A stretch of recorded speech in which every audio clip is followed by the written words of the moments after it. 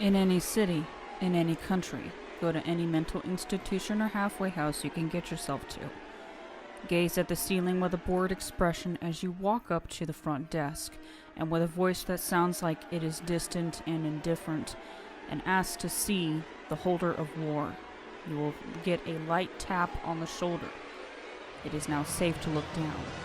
The attendant will smile politely and begin walking, giving a speech that sounds almost mechanical as he describes the history of the asylum. Do not react to his speech. It is insanely bloody and filled with rather graphic descriptions. But reaction at this point means a one-way trip to hell. After some time of walking, you will come to an elaborately carved door of mahogany and gold. Stop in front of it. Keep your bored expression on your face, possibly adding a blank grin. But do not react as the worker grabs you by the back of your shirt, or he will change his grip, and you will be without your head. The worker will pitch you through the door, and you will hear it slam shut behind you. You are on what might have once been fertile farmland, but is now a ravaged, blasted battlefield. Soldiers clad in two colors, a horribly bright yet somehow stained white, and a filthy, sickening black, are battling in the most horrid manners possible, fighting with rifles, cannon, swords, bows, all the weapons of war that have existed since the dawn of time. Do not shrink from this battlefield, or the soldiers will notice you and stop their quarrels, and turn upon you with a ravenous hatred. For you are what they have been fighting over, and in their fevered, battle-crazed minds, that means you are the cause of all their bloodshed. Also, do not try and go back through the door. It has fallen flat in the mud, pushed over by a screaming infantryman, wielding a bayoneted rifle.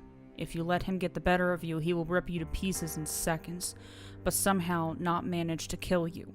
The pain of the experience will undoubtedly drive what is left of your mind mad. Instead, drop your bored expression and put a grim, determined one on your face. Walk in measured, military-style steps straight ahead until you see a 3-story tall structure of blasted concrete that might have once been a command bunker. Do not turn around while doing so. The armor has arrived to the field, and if you stop or change your pace, the Chinks will run you down. Once you have entered the bunker, do not give any notice to anyone who makes a request of you or tries to talk to you, no matter how desperate they seem. They each think you are the enemy, and the moment you respond, you will be rewarded with a knife to the face.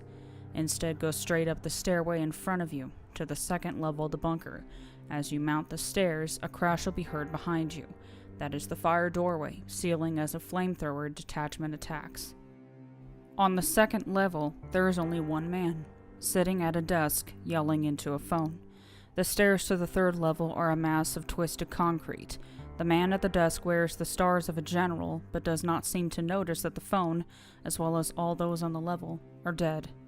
Walk up to him, salute, and in your finest military voice yell, "Sir!" He will snap around to stare at you. If he thinks you are not worthy of his army, he will slowly dismantle you with his hands, and you will join him in his oncoming death. If he thinks you are worthy, he will nod and stare pointedly at you. He does not like slackers, so quickly ask him your question.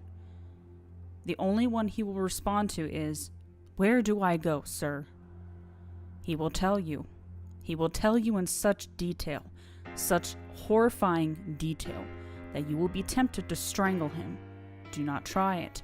He is a far more experienced fighter than you could ever hope to be, and should you break salute, you will meet an extremely messy demise. When he is done, he will say, "At ease," and hand you his pistol. This is your cue to drop salute. Take the sidearm and put it in your holster. If you did not have one before, you do now. An explosion will suddenly decimate the far wall and atomize the general. Through the hole you will see on the horizon the long, thin shape of a missile rising. Shut your eyes tight and open them for nothing. The sounds of horde battle will fade away until, out of the silence, a single gunshot rings out. Open your eyes. You are standing in the middle of a field of waving wheat. Somehow you know that this is where the horrific battle you walk through will take place. And you also know, somehow, that you will be in the general's place. The pistol he handed you is Object 44 of 538. Learn how to use it. It has 1 magazine left. If you fire the last shot at the right time, you will avoid the fate of the general. If not, you will join him.